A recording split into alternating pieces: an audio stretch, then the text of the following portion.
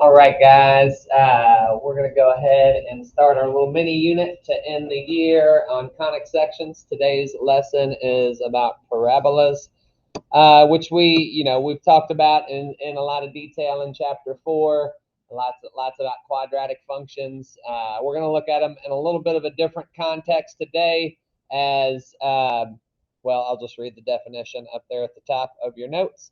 A parabola is the set of all points in a plane that are the same distance from a fixed point, called the focus, and from a fixed line called the directrix. All right, so same distance from all the from those two things. Okay, let's see.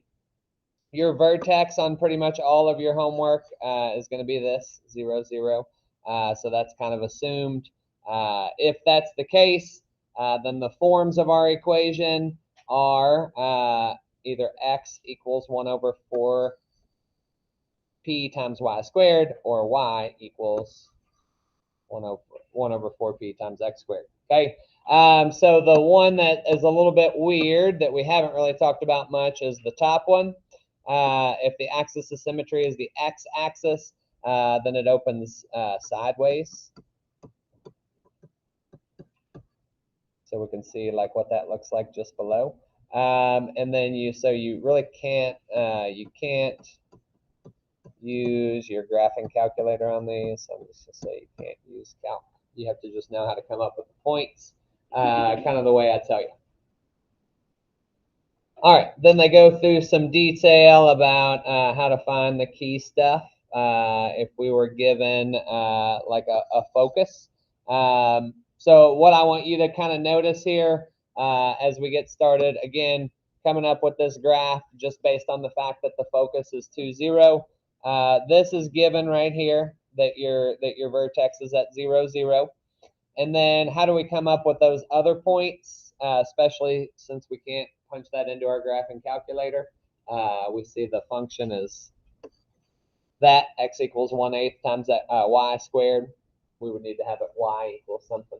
You could in Desmos, but you can't in your graphing calculator. Anyways, here's how you come up with the other points. All right, so basically, you have your focus here, your directrix here. We'll go over how to come up with that, and you just kind of count how far apart are those.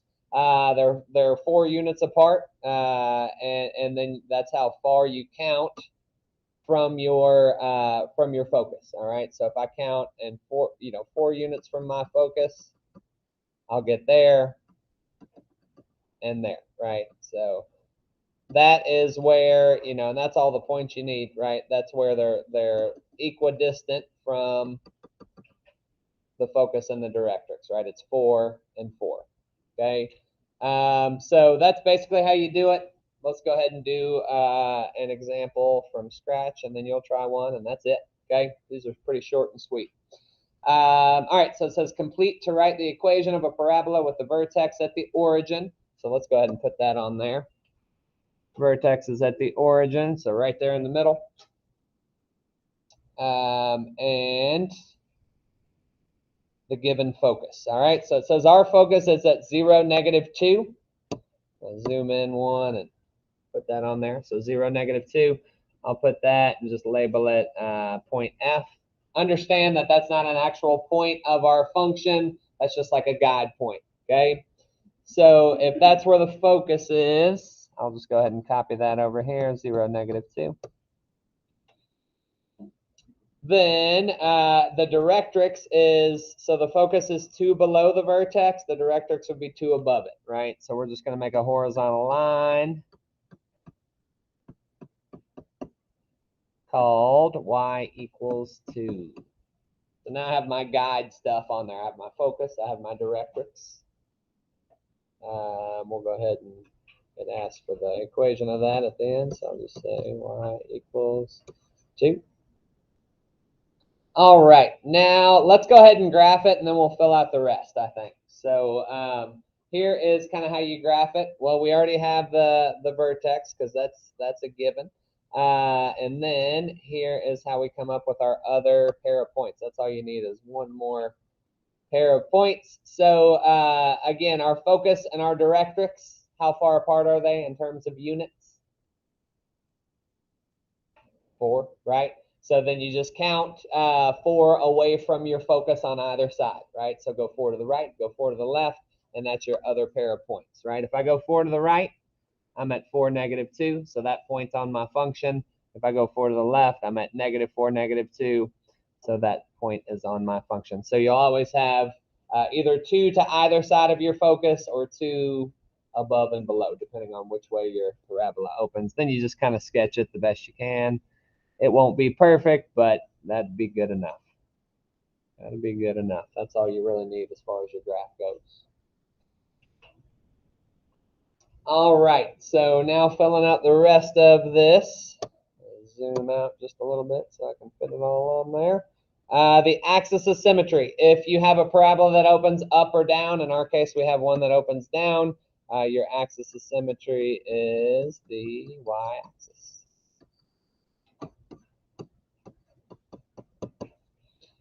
In equation form, that's the line x equals 0. And when they say sine of p and value of p, they're talking about the kind of the non-zero number of your vertex. All right, so that's the -2. So if p is -2, then our sine of p is negative. And then we just use basically that outline of an equation to come up with our equation. So if I zoom out a little bit, we were given at the beginning, up there at the top, those two that we highlighted, it's either x equals 1 over 4p times y squared, or y equals, flip-flop them. If it's a sideways one, which we have here, no, sorry, we have an up and down one, we're going to use the one that starts with y equals, the one we're more familiar with. So it is y equals 1 over 4 times p, which is -2, times x squared. So when we simplify, we get y equals -1/8 x squared. So the last thing I would say is if you get an up or down parabola, these are pretty easy to check or even develop your graph just by using your graphing calculator. So just to show you that it works, if I type in that -1/8 squared, y equals -1, bless you, -1/8 times x squared, I just look at my table and I can see all the points. So I see it goes through 0, 0 there. I see it goes through -4, -2. And I see that it goes through 4, -2. If I wanted more points, I'd just pull them off the table. Okay? Bless you. Anybody have any big questions before you try yours? All right, so there's one on the back side there. I'll give you about 3 minutes to kind of mess around with it. Yours is going to be more like the one that was pre-filled out for us versus the one we just did, because it says your focus is at 3, 0. So it's going to be just based on that fact, one that opens sideways. So keep that in mind as you're working through it. I'll go over it in about 3 minutes. That'll be it. These are pretty quick hitter lessons. Oh, excuse me.